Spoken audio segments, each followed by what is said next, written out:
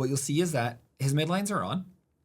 He's in a crossbite on his right side. His canine is blocked out. So again, when you first look at cases like this, the first consideration I want you to have is to figure out what is the most important consideration and how do we go ahead and begin looking at this case.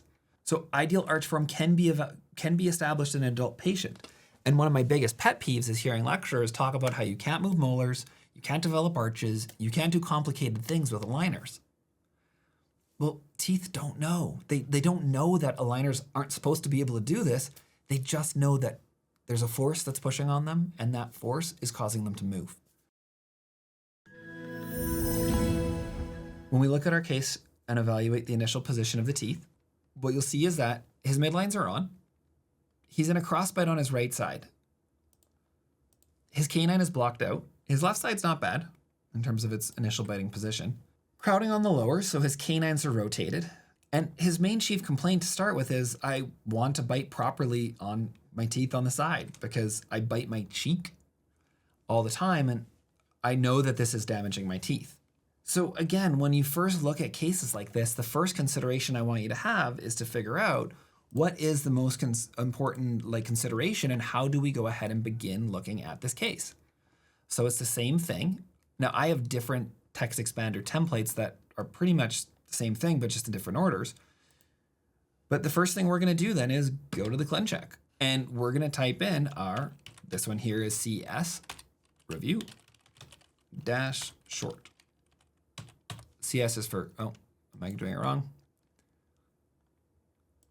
I'm getting this backwards. Review dash CS dash short. CS stands for clearly select. So this is a specific clearly select template because it usually goes together with the clearly select engine, so to speak. So no matter how easy or hard the case is, just approach it the exact same way every time. So I'm gonna go faster through this now. So the first thing, text comments. Okay, anything significant. Distal halves of teeth, they removed a little bit. AP was given. 4 passive aligners were given as nearly passive aligners. Trim teeth removed. Prescription cuts were given. So nothing at all interesting. The next thing was the bite set properly. So let's go back to aligner number 1. I don't even have the attachments toggled on right now. So let's just go from the front. So the midlines are pretty much on. The bite on the side, if we change the view here, is pretty similar. So yes, the bite is pretty much on. Are there 4 passive aligners? Now, it doesn't actually show there being passives on the bottom. It doesn't change the color of the arch here, but they are passives because nothing is changing as we click through. At the end here, these last 4 trays are not doing anything, nothing's happening.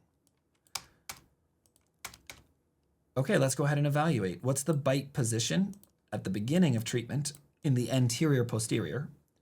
So we're initially biting in a class 1 molar and canine, even though we're in these open bites and cross bites. And on the other side, we're gonna be in a class 2 on the molar and a class 1 on the canine. At the end of treatment, we're biting in a class 1 molar and a class 1 canine. Okay, I'm fine with that. Let's at least see where that goes. You can always set up a case to ideal, and if it doesn't happen, that's okay. It's better, I think, though, to set up your case in the ideal position than to try to compromise right off the bat. Now, is this a growing patient? Nope. Is it non-growing? Yep. We'll evaluate the bite jump or the distalization at the end. Are there any implants or removable teeth? Nope. Is there a significant curve of SPE? Well, yeah, there is a decent curve of SPE. So are we finishing with this curve of SPE flat? And do we even want to consider overdoing the intrusion slightly? We could overdo that intrusion, but because he doesn't start off with a significant deep bite and curve of SPE, I'm fine leaving this just an ideal position. What about arch form? From where we first start off to where we finish, what does the arch form look like? So is this showing the upper first molars having their buccal surfaces parallel to one another? Yes, they are. Great. Are the premolars expanding and uprighting? Yes, they are. So do we have ideal arch form at the end? Yes, I would say we do. Now, I'm just going to go ahead and be a complete spoiler here and show you some things, because you might be late on time right now if you're on the East Coast, and I just want to show you what's possible. So this is where we first start off, and you might say, well, Steven, it's impossible to go ahead and create that much arch form. Well, no, it's not, because this is where we start, and this is where we're going to finish. So you can see that that development of these premolars moving buccally throughout treatment absolutely can occur. The molars derotating and creating parallelism absolutely can occur. Yeah, this photo shows it a bit better actually. Here. So ideal arch form can be established in an adult patient. And one of my biggest pet peeves is hearing lecturers talk about how you can't move molars, you can't develop arches, you can't do complicated things with aligners. Well, teeth don't know. They don't know that aligners aren't supposed to be able to do this. They just know that there's a force that's pushing on them, and that force is causing them to move. Whether it's a thumb sucking habit, it's a finger pushing, whether it's braces pushing, whether it's the aligners pushing, the only thing, or elastics, that will matter to stop a tooth from moving, which I'll actually come to later on here, is if there is ankylosis of a tooth fusing to the bone. That is the only thing that will stop a tooth from moving. Or a tongue habit or something that prevents the teeth from moving because it keeps, like you have elastics and you're pulling teeth down, and the counteracting force is their tongue pushing between the teeth. Well, yeah, the tooth isn't moving because there is a force. It's their tongue and it's counteracting what you're doing. But absolutely, you can develop the arch. You can get these teeth in the right spot. Again, I'm kind of giving a spoiler here, approaching this opposite. And the photos aren't great. This is where we're going to finish at the end. So you'll see how we settle the bite more in the posterior. Finish in class 1, finish with midlines pretty much on, finish with ideal aesthetics. He never smiles that big. But you absolutely can accomplish challenging things. So I just don't want you to think that when we're looking at this plan right now, that this is fiction, because it can be done. Now, there are going to be some limitations, and I'll show you where challenges do come in this case. Because it isn't going to be perfect. There are some things that I still look at and say, I wish I could do it better. Okay, now let's go ahead and look. So let's go back to his initial and see, are there any cants that are occurring? Well, he's not actually smiling ever big enough that we can really see what's happening here. We could have done a better job. But yeah, the canine tooth needs to come down. We have a cant of a tooth, but it's not a skeletal cant. So we're not going to worry about that too much. Next is going to be midlines. Do they need to be adjusted? Again, unfortunately, he doesn't really smile big enough for us to see. So in the end, because this is where he first started, we approach things from the perspective of we're going to try and leave his midline as close as possible to where it first began. So nothing crazy in terms, oh, you couldn't see my other screen here. You just can't really see his midline that well, but it is slightly deviated towards his left right here if you look really closely. But that's why getting quality photos is really important. And in all honesty, I would have done a better job by telling my staff that they needed to retake that. Now it's tricky because sometimes patients refuse to smile. But again, this is where using the Smile Architect feature is so great, because it will allow us to put the smile into his face to truly see what's happening with his midline during treatment. Okay, so the next consideration, Bolton and restorative. So does Bolton, first of all, even matter? Is he biting in a class 1 or a class 3 at the end of treatment? Yes, he will be a class 1. So Bolton does matter, right? Is he biting class 1 or class 3? Yes. If there was a large overjet, who cares about Bolton? Skip to the next one. Now let's click to the Bolton table and see, is there a Bolton discrepancy of more than 2 millimeters? No, there's not.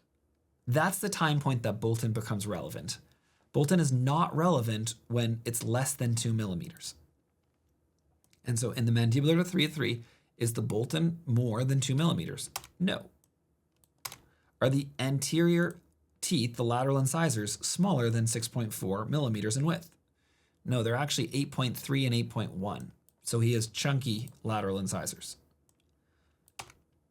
So because of this, there actually is no issues whatsoever with Bolton. So I'm not worried about the Bolton side, but with crowding, is there thin biotype with his tissues? Are we worried about the possibility of recession? So let's take a look. His lower incisors, the tissue looks okay. It's not amazing, but it's not terrible. Like, it does look thinner on some teeth like the lateral incisors. The centrals look better. We do have a decent amount of rotation required on our canines, but honestly, I'm not that worried. So I'm not gonna need to do IPR then specifically for, so I'm not too worried about the gingival biotype for IPR. The next consideration is there fragile tissues with moderate severe crowding? Or that's the same consideration, I should say. So not really. Are we worried about black triangles? To some degree, sure. Anytime that there's crowding, you're going to likely have black triangles. But is this something that I'm worried about needing to adjust right now? No, we'll evaluate that later. Are there worn edges of teeth that require a lot of restorative that we might want to consider building up if we had a Bolton? Not really. Is there adequate overjet at the end of treatment? Let's take a peek. We're at about 1.9 for our overjet. Usually 2 is kind of the limit of what we'd want. So it is a bit tighter than I'd like, but it's about 2. So I'm gonna let this fly for the first round. We can always add in IPR later. Okay, so we don't need to leave spaces around our upper laterals because they're not too small. We don't need to do IPR on the lower for fragile tissues or for Bolton purposes. So we're not actually gonna plan any IPR in this first batch then. So far, this is the beautiful thing. We've gone through and we've checked all of these different considerations, and nothing has come up as requiring us to do anything special for Bolton or for fragile tissues. And again, all this is it's a checklist of one step after another. It's not something that's super complicated. We're just breaking this down into smaller decisions. So restorative is not required, so we will not need this section. IPR is not needed. We don't need that. So now we're going to look at our staging. Okay, so staging. First of all, is there round tripping? So does a tooth move one direction and then move an opposite direction? No. The teeth move pretty much right from their initial position to their final position. Other than, I mean, yes, there's a lot of extrusion happening on that tooth, and we'll talk about him in a bit. But no, there is not a significant movement in one direction and then a movement in the opposite direction. It all moves pretty much right from its initial spot to its final spot. Next consideration, evaluate extrusion predictability. Are there teeth that are extruding? So that's the first question. Are there teeth that are extruding? Yeah, definitely. 100%. Yes, yes, yes, yes, yes. This canine is extruding a significant amount. So yes, it is extruding. Is the extrusion staging good or bad?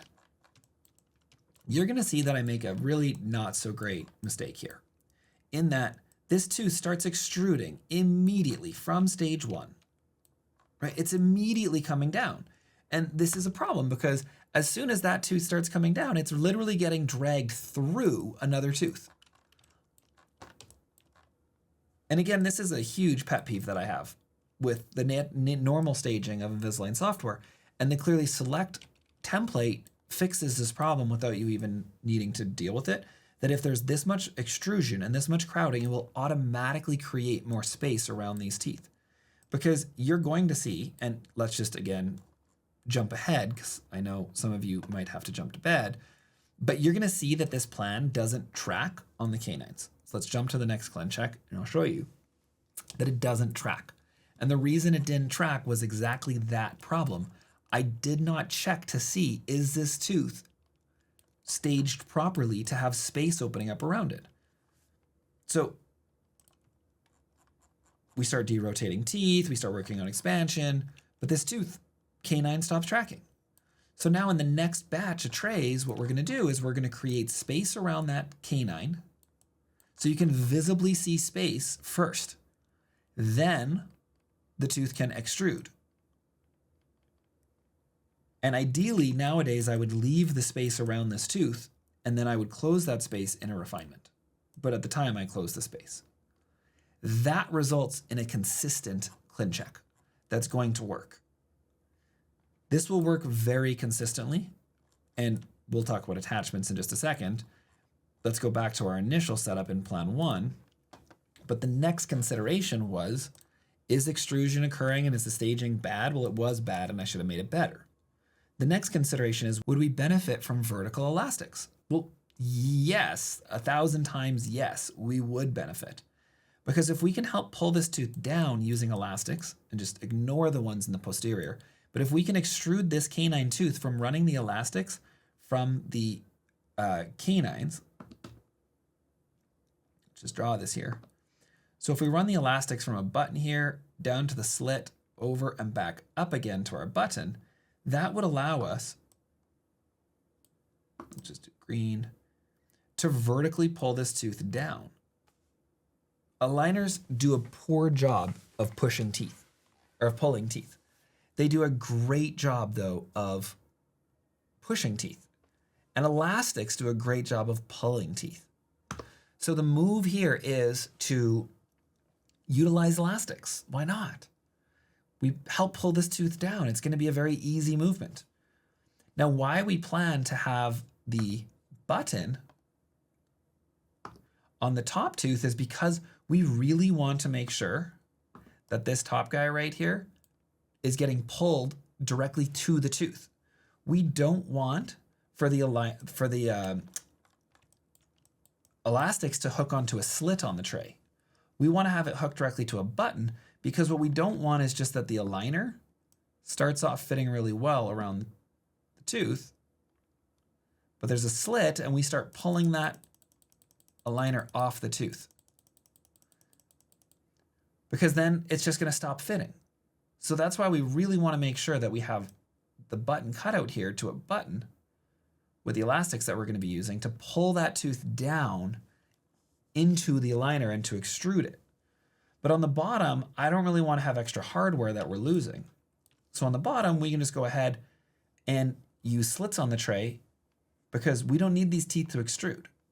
We're just using the tray as the anchorage to help pull down that top tooth. We've got class 2 elastics here, but ignore this for now. We'll come back to that in a bit. Okay, so are vertical elastics beneficial? Yes, totally. So would we benefit from having them on? Yes. Let me just show you again how you could quickly modify a plan if we were wanting to add in button slits or attachments.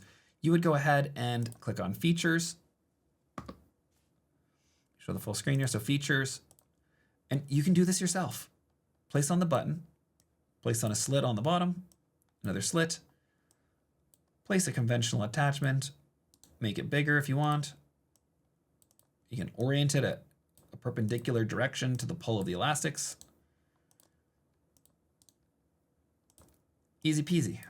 This isn't super challenging stuff. So that's how you could go ahead and put that on yourself if it's something you wanted to use. But I would 100% say, if you have a blocked out tooth that high, use vertical elastics. I know it can be done without, but it's just so much better to do it this way. Okay. So vertical elastics, would it benefit? Yes. Was there adequate space around that tooth? Absolutely not. And that's why things don't track. Are there good attachments on the tooth? Well, to be honest, the attachments are not really the consideration. I don't really care what attachments are being used, whether they're on the lingual or the buccal. The main thing is that the elastic is what's going to do the pulling here. But if there was no elastics used, then we would want to make sure that we have attachments on the teeth that are going to help extrude the tooth. Is the number of trays appropriate? Well, yeah, we have 50 trays. So that's going to allow us enough time for this movement to occur. Now, we don't make it through all the trays because the patient doesn't track properly, but this will take time. Like, this is a 2-year treatment plan to create the expansion, the extrusion. It's going to take time to move teeth through bone, because that's the other reason that other providers will often say you can't do hard things, because they're quoting the patient a treatment time of 6 months and saying, well, we can't move molars. Well, we can move molars. It's going to take time. It's not going to be easy, but moving roots through bone takes time. It's just the reality. Okay, is there going to be any pontics or eruption compensation? No, there's not. We don't have eruption compensation or pontics. So what comes next? attachments. So are there any attachments on crowns? We can go through his pan, through his photos. Nope, no attachments on crowns. Retention. Do we have areas where we're going to be correcting a deep bite? Yes, we do. Lower incisors. What does that mean? Well, that means that we want to have attachments that are going to be oriented horizontally on our lower premolars. So we've got that set up right now on our lower right premolars and first molar, but on our lower left, we've got a vertical attachment here. So we would benefit from reorienting that attachment, which we don't actually end up doing, interestingly, but we would benefit from having that attachment oriented in a different position. Yes, there is some rotation happening on this tooth, but ideally I would have actually had this attachment positioned so that it was at a 45-degree angle. So in a perfect world, how I would like to have this oriented would be something like this. So we are able to have the tray locking in on the gingival surface, but we would also have a rotational aspect. So the direction of the force would be occurring so that it's rotating the tooth, but it's also giving some resistance for the tray lifting off that tooth, because that's ultimately what's happening. So almost more like what you see on this tooth, because it's helping with the rotational movement, but also locking the tray in. So adding deep bite attachments for the lower molar too would be beneficial because it's a vertical attachment. And again, all you'd have to do this is just drag and drop that attachment, make it 4 millimeters, and then always grab it and pull it to its maximum thickness. Now you can see here that our deep bite / curvus B is corrected. So this would be the orientation of how I could have placed that other attachment. So we have a nice flat curvus B at the end anyways, but it's just something that we could have done to make a more consistent plan.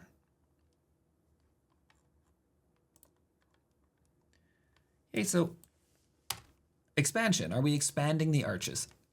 Good question, right? Of course we are. So we need to have attachments then occurring on all of the teeth that are expanding. So on our premolars, on our molars, everything that's expanding needs attachments.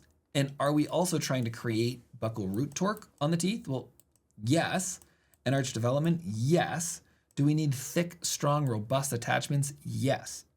This is going to be one of the few circumstances that I would recommend that we actually do a double stacked attachment because of how much movement we require to the buccal. I'm actually placing here a 4 millimeter attachment next to a 3 millimeter attachment and a 3 and a 3, and then double stacking these attachments. So asking the technicians to place one attachment directly on top of another. Because the areas where we're needing to create force, in order to create the buccal movement of the root, I want you to think about where would you push down with your fingers right now on these attachments or on the teeth to make the root move to the buccal. Right, let me explain that again.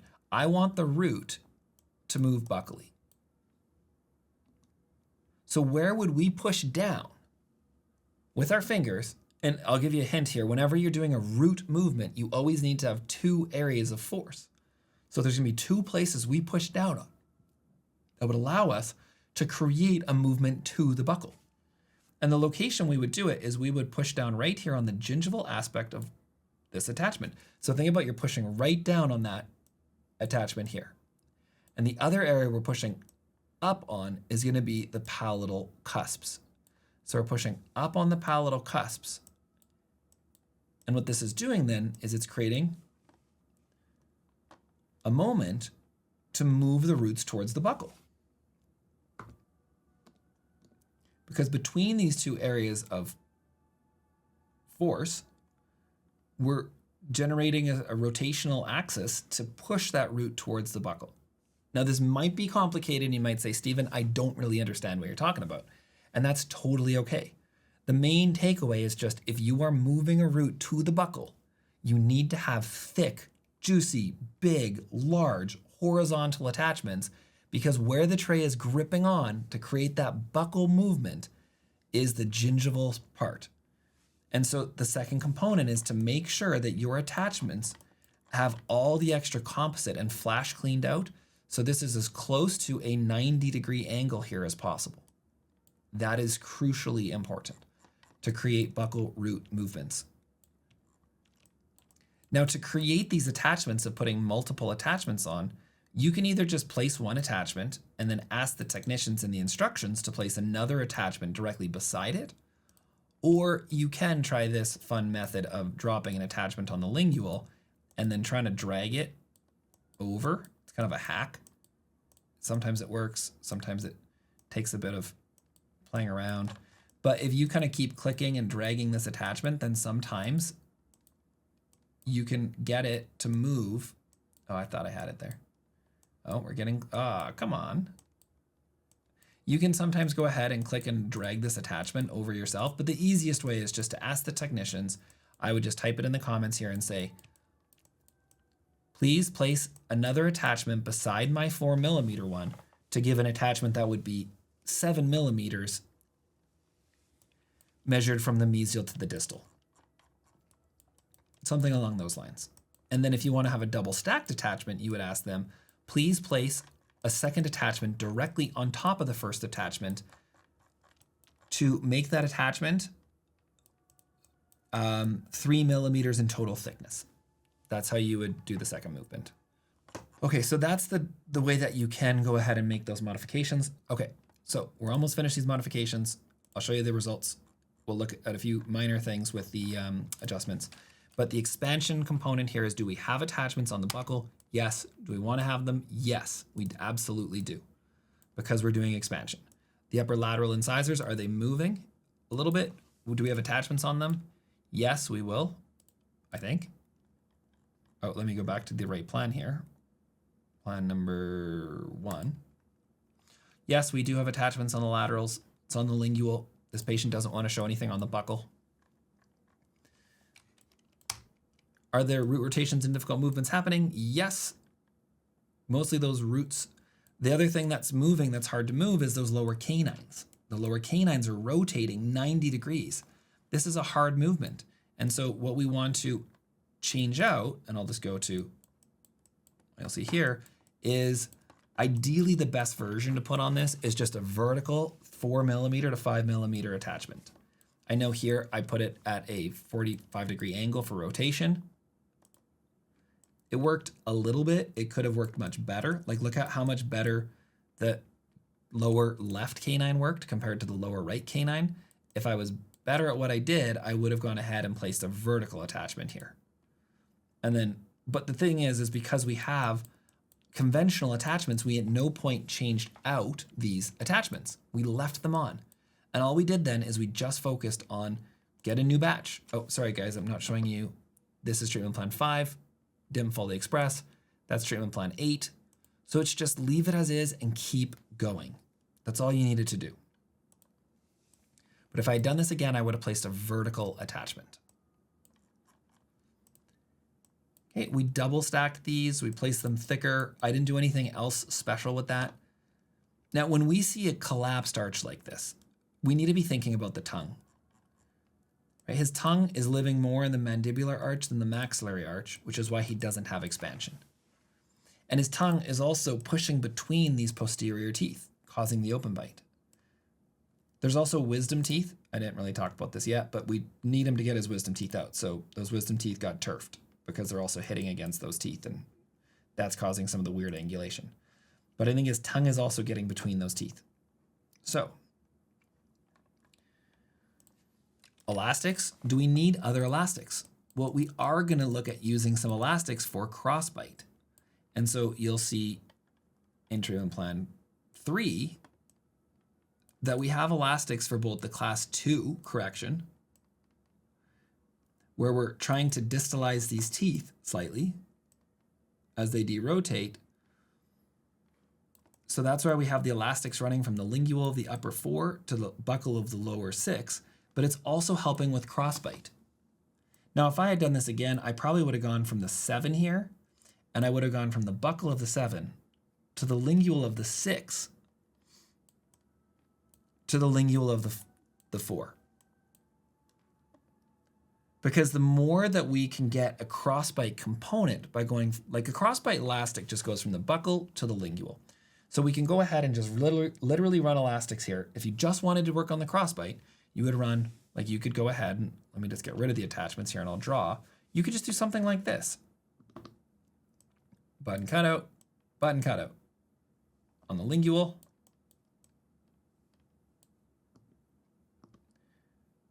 button cutout, whatever, wherever you want them. Just go ahead and put some buttons, and you wear the buttons from the buckle of the lower to the lingual of the upper, and that will help with the expansion.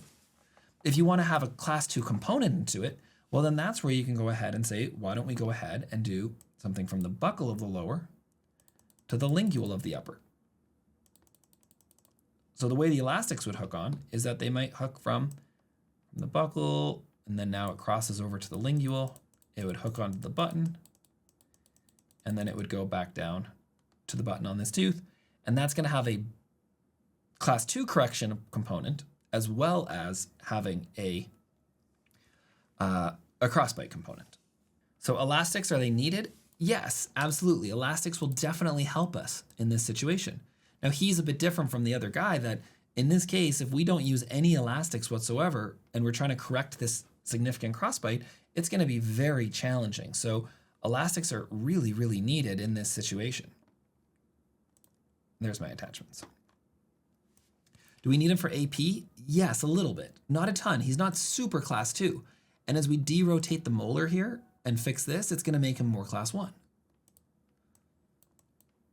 Do we need it for the crossbite? Yes, it would definitely be beneficial. And also I even have here, consider double stacked attachments also. Do we need them for the vertical? Yeah, absolutely, that would be great. How much anterior posterior correction is occurring? Our rule of 2, 4, 6. Let's click on our grid. Now, it's not necessarily showing this as sequential distalization, but it is occurring through derotation and these teeth backing up. In reality, we could have broken down the movements one tooth at a time, because I know this is kind of breaking the rule here that I just talked about in the last lecture, because this molar is moving by, see here, from this spot there, so that's what? 1, 2, 3, 3.5, but it's more moving through arch development than it is through moving with a true distalization. Arch development is the expansion component that's occurring.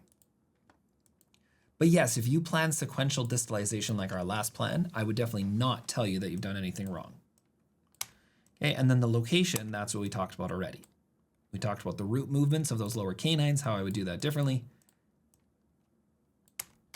So the only main change that I would make at this point would just be ensuring there's more space around the canine tooth so that extrusion happens more consistently. Okay, so I've already jumped ahead and shown you certain aspects. So this was his first round. This is where he's at after his first round of trays.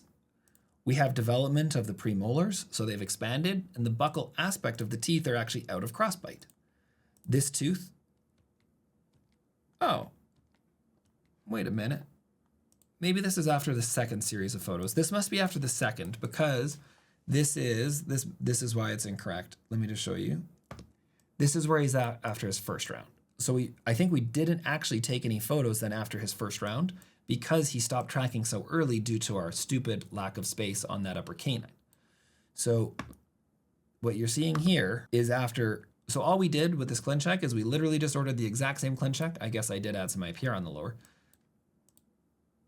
But all we did is just redid that movement on the upper canine just to make sure it was more consistent. That's it. Everything else stayed the same. So this is where he's at after he finishes the first round of trays that he makes it through once we redesign that movement. Again, beautiful arch development from where we first started. You can see the attachment on the lingual aspect, and then it was to the buccal on the lower. But now he's propped open and hitting more extensively on his palatal cusps. Because we've reached the limit of, in some ways, how much expansion we can do. So at this point, we start running vertical elastics to pull these back molars down into better occlusion, because elastics do a good job of extrusion. So we're using the elastics to pull down the teeth and extrude the buccal cusps.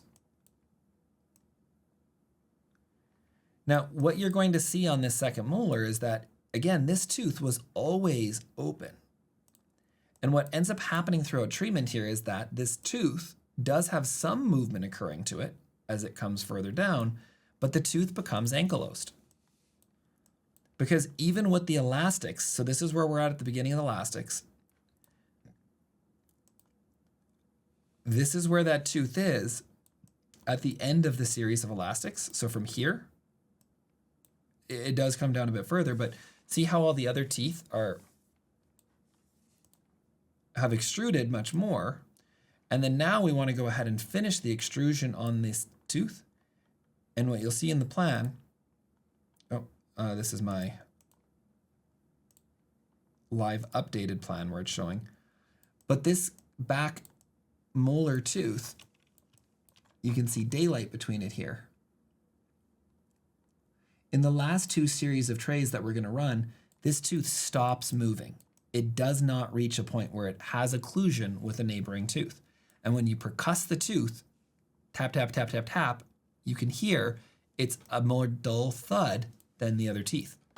So when you look at all the other plans here and you see how the other teeth have all been brought into full occlusion, when you're sometimes extruding a tooth a significant distance, like we did with this tooth from where it first started, there is always a chance that a tooth could become ankylosed. It's just not super likely that it happens on a second molar, but it is part of the equation that that can happen, that this tooth ends up becoming ankylosed and is not able to come down into full occlusion. Okay, let me just go back to treatment plan 12. So, or 8, I guess, attachments, right? So we use the vertical elastics to help extrude these teeth into a better contact. And that's what we're able to do. But you'll still see that the patient is biting heavy on their palatal cusps. And so at this point in time, here's the consideration, is that because this patient is biting heavy on those palatal cusps, one of the techniques that we have available to us, let me jump ahead because here's before we start using the elastics, then we use the elastics and we pull those teeth down into better occlusion. But when they're still hitting heavy on their palatal cusps, we may want to consider actually doing an enamelplasty, or equilibration, I should say, on the palatal aspect, because we reach a point where we cannot get further buccal root movement.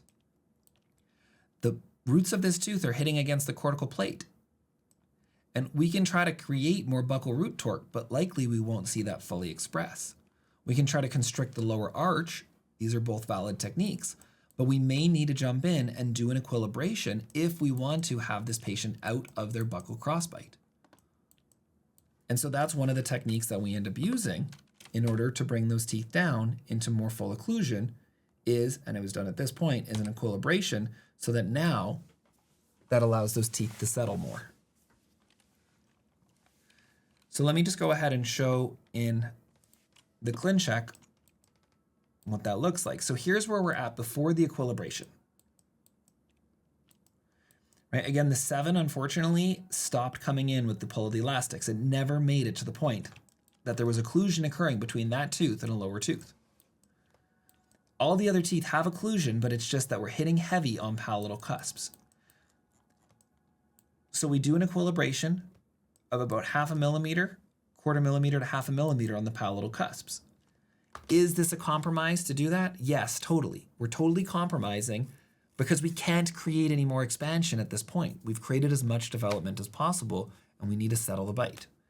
And so the equilibration allows us then to bring the occlusion into better position. So we equilibrate and then just using what I'd call our temporary retainers, which is just aligners with no attachments on them, we allow the teeth to finish extruding into full occlusion. So there's no attachments at this point at the end of treatment. It is literally just trays that he's wearing for 6 months to help bring those teeth into full occlusion. And that's what we see occurring here on the side views, is the teeth have now come into full occlusion, except for that second molar. We're in a near class or near midline being on. The photos, this one shows it better. We did end up in a class 1 canine, even though we missed all our back molars in this photo. But we do end up in a class 1 molar canine from the elastics that we used. And same thing this side, always started in class 1, so we finished in a class 1 as well. You can see from the front view how all of the buccal segments do end up out of Crossbite also. These are the considerations that we have with a case is, what did we really look at? What did we do? What did we accomplish? We broke it down item by item, just like before. We realized there was a lot of expansion needed, and we needed right attachments on that. So thick, horizontal, double stacked attachments to create as much buccal root torque as possible. We used some elastics to help pull down the canine. We used some elastics to help with the class 2 correction, as well as the crossbite at the same time. Right? And by doing all of this, we've broken down this complicated situation into a very manageable problem by problem approach that you could use these solutions in any case that you're taking on. You don't need to have a high canine with a crossbite, with a class 2 in an ongoing patient, with lingual attachments, with deep bite correction, with super rotated lower canines. You can break out that component for whichever case you're dealing with that has one of those components. You don't need to have them all. The other thing that we always want to do when we're doing these webinars is just give the opportunity for doctors to know more about Clearly Select. Now, you heard about Clearly Aligned there. I don't know if the audio was coming through. It was giving us challenges before. But the thing with Clearly Select is that Clearly Select is a group that we've created that now has over 250 dentists in it who are motivated to grow in their aligner capabilities. Because you can get this information from me and have a webinar, but to actually implement this in your office is a completely different story. For example, I just spent probably 5 hours today working on consult forms and explaining how we organize and operate our consults, our financial presentation, our forms that keep patients compliant, and how we transfer cases, how we finish cases, just how we operate in our office. And so being able to give the exact systems that we use in an office doing 400 plus cases a year is so valuable. And that's the goal of Clearly Select, is not just to have, here's a lecture, go ahead and do it. It's to give you the rest of the information. It's to put together a community so you have other people who are working through the same challenges that you are and implementing the same things. It's to create supports both in the systems and operations. It's to give accountability to ensure that doctors actually are growing with their case volume. Those doctors who join Clearly Select will actually do 10 ClinCheck reviews from scratch for cases that otherwise might be outside your skill set that you would be referring. And so from a financial perspective, not only are you getting discounts that are in line with what the best in the industry has to offer, so realistically, most doctors are saving $30,000 on their lab fees, but you're also being able to take on cases that you otherwise wouldn't feel comfortable with us keeping you in the guardrails and making sure that you're staying safe. We have specific events coming up. For example, in March is our Clearly Illuminate conference in Palm Springs. And so you can't come to this event unless you're a member of Clearly Select. We're not even like, you could pay us anything, and it's only for the doctors who are in Clearly Select who can attend this conference. And so I think we have 12 different speakers talking on all different areas of orthodontics. And so our goal is to create something that's so much more than just a webinar or just education. But of course, you do get that as well, because you still get over 200 hours of CE. So with all of that, that's essentially the goal, is that my vision and plan is I want dentists to see what's possible. I want you to understand the value that this can provide to your life, because at this point, I work between 1 week a month to once every 2 months now. I make just as much money, if not more, than I did working full-time as an associate, because you can set up systems and operations to allow you to, like I am right now, I live in a completely different city than where I practice. So I'm so fortunate and grateful that I was able to learn this. And so I want to be able to create that community where I can support doctors in that. And I know there's a number who are on this call right now. So if anybody wants to give any feedback or experience as to what Clearly Select is meant for them, please feel free to go ahead and throw that. And I think you'd have to throw it into the Q&A, because I don't know if you guys can all see the Q&A, but there's so many different people who have come to us and said how this has changed the way that they practice dentistry, revitalized their passion, as well as increased their finances, and given them control back to not be sitting neck deep in clinical procedures where you can step back and let your staff do it for you. Okay, so with that being said, if it's something you're interested in knowing more about, what I would just say is there's opportunities for you just to fill out an application form. There's no commitment required. It's on our website on clearlyalign.ca, and you would be able to have a conversation to see if this is the right fit for us as well as for you, because we don't accept every applicant. 50% of applicants are not the right fit for what we're trying to accomplish as an educational group. But the cool thing is that right now we do 1/5 of the volume between Canada and the US. We actually do 1/5 the volume of all the cases that are done in Canada in our group. So this is my passion. This is what I want to keep doing for the next 30 years. And my goal is to support you and help provide growth if this is something you're interested in, so you can do the best quality treatment, but also, like I said, be able to take control of your life.